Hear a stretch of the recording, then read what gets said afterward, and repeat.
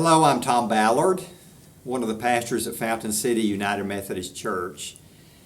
Today is Sunday, June 28, and if you are not familiar with where I am today, I'm actually in the preschool. Fountain City UMC is known for having a wonderful preschool, and actually for the last several decades, so many people have poured their lives and their hearts, their time and energy, and their faith, not into a building, but into the children that have come through our preschool. So we're so grateful for our preschool folks. So today, I guess you could say, is sort of like a story time, but I do want to begin by giving you a little more of an update of where we are on our reopening plan for in-person corporate worship. We are going to be returning to an 8:30 traditional and an 11 o'clock journey, our contemporary service on Sundays. By the time that you actually view today's service with me in this rocking chair, we might very well already have our plan document approved and ready to return for in-person worship on July 5. There's a possibility that we're having a soft sort of reopening today, the 28th, but we are very hopeful that we will be back by July 5. Please continue to keep informed. Please continue to view Facebook, our webpage, and stay informed among one another. Our office staff, our communication piece we're really working hard to try to keep you in the loop. I again want to say thank you for the many ways that you are supporting the church called Fountain City United Methodist, and how you are continuing it with your financial gifts, you are continuing with your prayers, you are continuing to reach out when you have questions. And I would be the first to say that I don't like the way things are right now, but I will also be the first to say that there are many minds and many hearts that are working in tandem to try to make the best of where we are. So we ask for your patience as well as your encouragement and your faithfulness. Well, get ready for story time, because today's story is yet another story in the life, and we might even say the saga, of one of the premier forefathers of the Christian and Jewish faith, this fella named Abraham. Get ready for this story. Well, today, Abraham, really a father times two. You will remember that Abraham was the father of Ishmael by his wife Sarah's handmaiden, Hagar.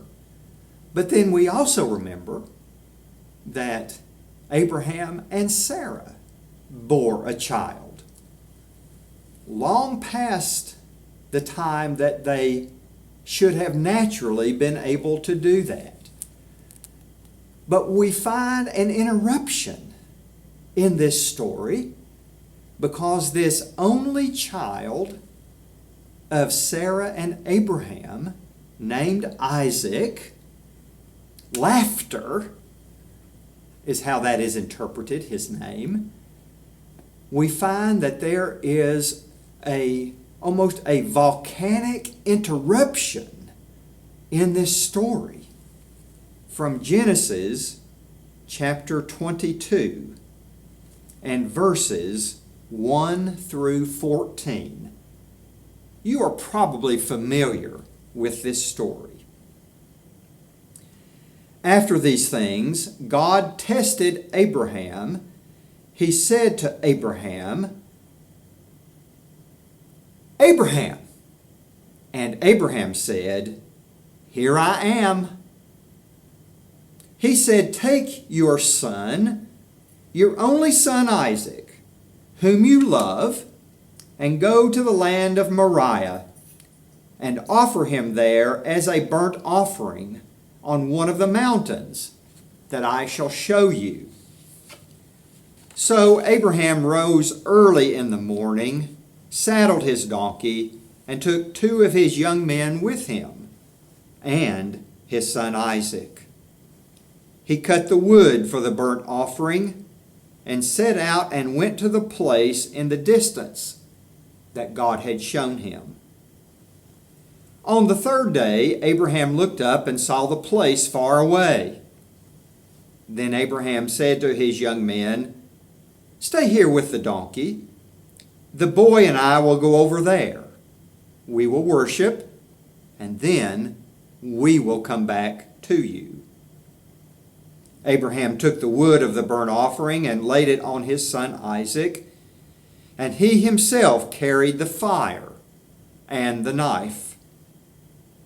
So the 2 of them walked on together. Isaac said to his father Abraham, "Father," and Abraham said, "Here I am, son." Isaac said, "The fire and the wood are here, but where is the lamb for a burnt offering?"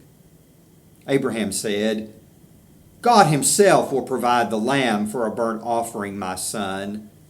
So the 2 of them walked on together. When they came to the place that God had shown him, Abraham built an altar there and laid the wood in order. He bound his son Isaac and laid him on the altar on top of the wood. Then Abraham reached out his hand and took the knife to kill his son. But the angel of the Lord called to him from heaven and said, "Abraham, Abraham." And Abraham said, "Here I am." He said, "Do not lay your hand on the boy or do anything to him, for now I know that you fear God, since you have not withheld your son, your only son, from me."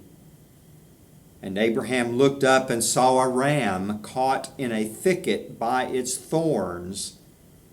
Abraham went and took the ram and offered it up as a burnt offering instead of his son. So Abraham called that place, "The Lord will provide." As it is said to this day, "On the mount of the Lord it shall be provided." And there ends the reading of the story. This story probably makes us a little bit uncomfortable. It's probably not a story that a parent would be sitting in a rocking chair reading to their child as a bedtime story. It's a troubling story, isn't it? It's rather problematic. It presents a particular view of God that, well, quite frankly, we don't want to think of a God who would test us to the same degree that the story mentions here in the testing by God of Abraham. I hope that we might be able to frame this story differently than as a test by God. Oh, I do not deny that's written in this story. But I want to ask us to reframe this story a little bit. And perhaps we can reframe it not so much as the testing by God of Abraham, but frame it in terms of the obedience of Abraham and the faithfulness of God to provide. Oh, I don't doubt for a minute that Abraham was wondering what he was going to do, how he was going to explain to Sarah, or maybe he already had explained to Sarah what the mission was. I would not really want to be a fly on the wall and hear what that conversation would have been like.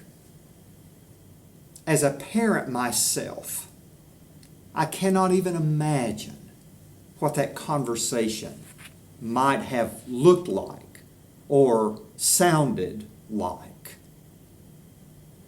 I do have to wonder, how would Abraham's life had changed if he had gone through with the sacrifice of Isaac? How would Abraham and Sarah's relationship had changed if he had gone through with the sacrifice of their son? No doubt their lives would have changed drastically. I just imagine that as Abraham was toting the wood, and did you catch it? There would have been even a little bit of fire, some embers that Abraham would have kept going along the way on the journey to one of the mountains in Moriah. Don't you just imagine that all kinds of thoughts were going through Abraham's head? And back home, all kinds of thoughts going through Sarah's mind as well. We might even call it a term that we do hear quite a bit these days, liminal space. What's going on between point A and point B? We've been talking about liminal space during this pandemic, not being able to go back to the old normal, but we're not at a new normal yet. It's liminal space. Well, you know the rest of the story. God indeed did provide, and Isaac was not sacrificed. But I just have to again wonder, as Abraham and Isaac were on the donkey, or at least they were leading the donkey back home, maybe it was another liminal space. We know that things are different now, not only since the time that we left home, but since the time that we left the mountain in Moriah. How are our lives going to be different? How is our family going to be different? Have you ever been in a liminal space? Have you ever been at a point that you thought, my life has changed forever? One of the biggest influences on my life growing up outside of church, well, really as part of church, was the impression and the influence of my Boy Scout scoutmaster. He was one of my mentors. And scouting was one of the formative experiences of my life. It was really where faith and family and scouting all came together in a very significant and powerful way. But I remember that my scoutmaster, at a fairly early age, began to have some heart issues. And upon further testing and examination, it was determined that he needed to have bypass surgery. Those were in the days. That was in the day when there was no such thing as a stent. This meant an incision in his legs to strip some veins and to use those veins doing open heart surgery. It was serious surgery. And some who had that surgery in that day had more issues with the healing of their legs where the veins were stripped than the healing of their heart where sections of those stripped veins were inserted to go around the blockage. I remember one of the first meetings after his surgery when he was ready to take the next step toward a new normal in his life. Liminal space. It was not a full-blown scout meeting. It was a meeting of the other assistant scoutmasters and some of the senior boys, the senior patrol leader and the patrol leaders who met in our scoutmaster's home to talk about what the next steps were going to be as we were getting back into a new normal. What troop meetings were going to have to be like. What camping trips were going to be like. I remember that meeting when he had these stockings on his legs, these compression stockings on his legs. And I remember him making some comments about his faith that were comments I had never heard come out of his mouth before. How he had had an experience with God as part of what was happening to his body. I remember him saying, practically with tears in his eyes, how his life was going to be different. I remember him talking about how this experience with God had changed him and that how his faith had been strengthened during this time.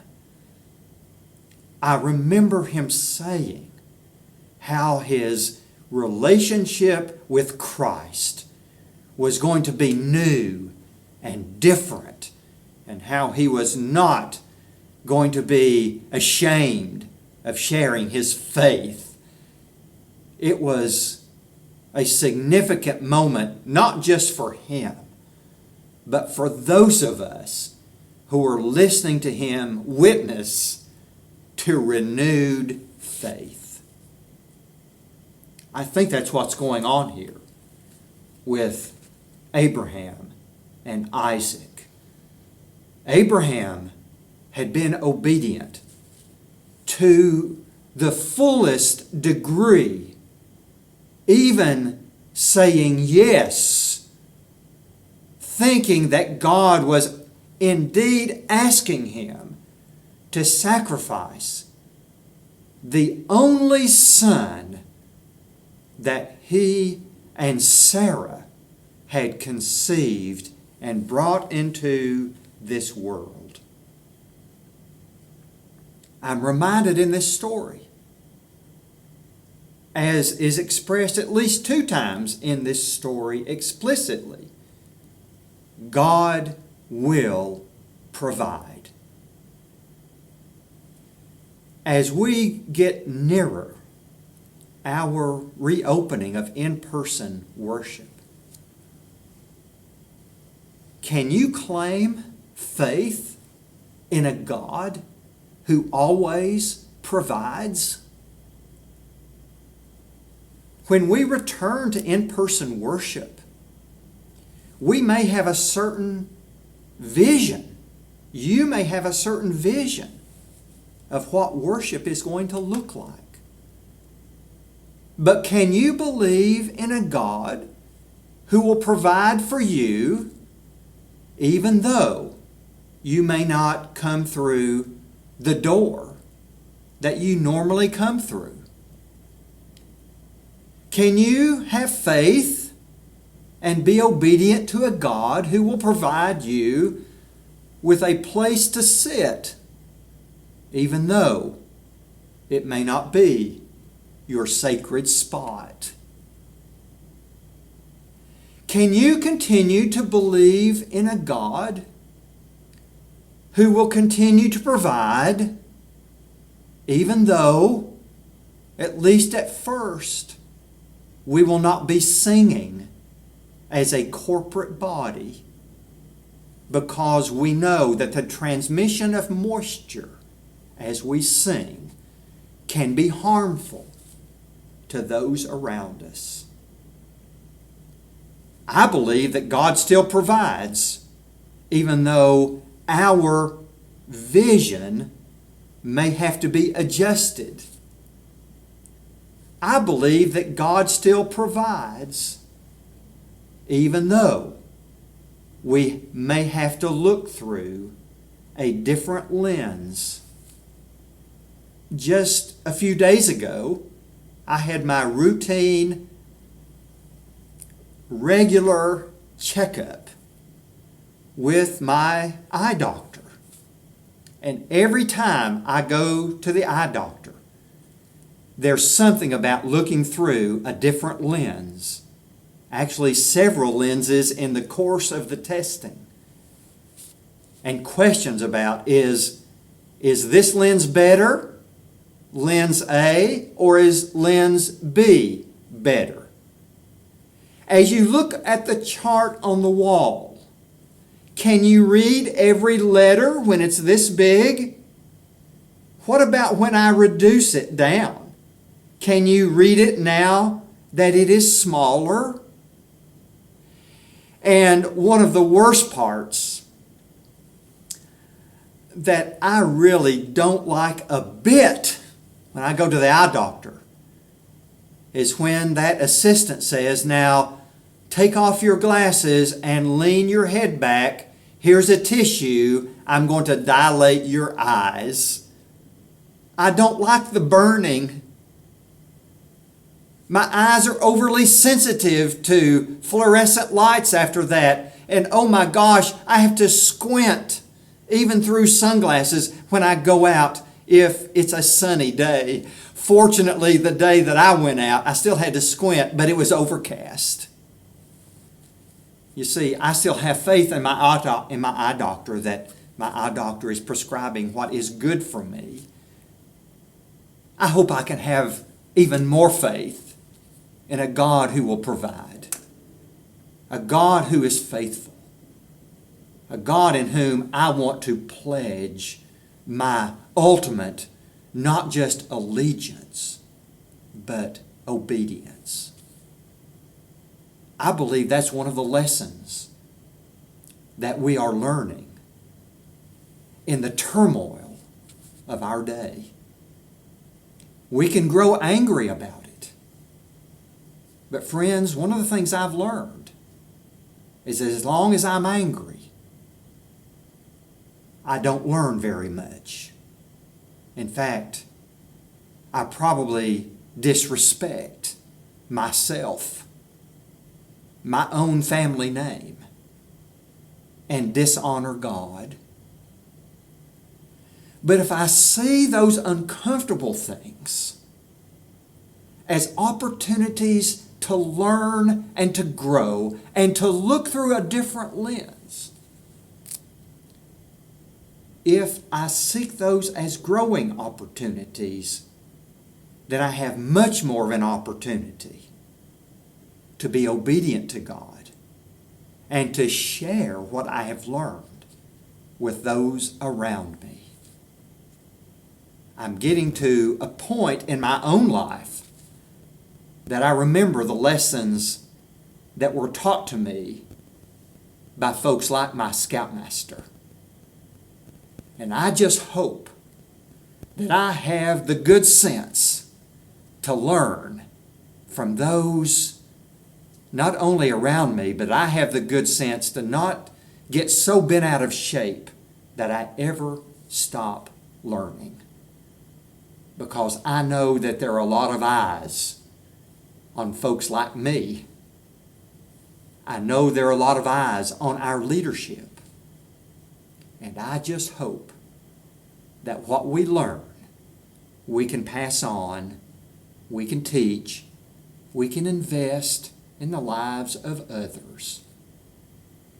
That's not all that unlike sitting in a rocking chair and telling a story or sharing an experience to children, kind of like both sides of our preschool, knowing that God has put us and is putting us in a unique position, not only to learn, but to teach. I hope that we're learning. I hope that we will teach. I invite you to be good learners and to be even better teachers as you continue to make an impact in your world, in our world together, in the world around us. Go in peace to love and serve Christ in the name of the Father and of the Son and of the Holy Spirit. Amen.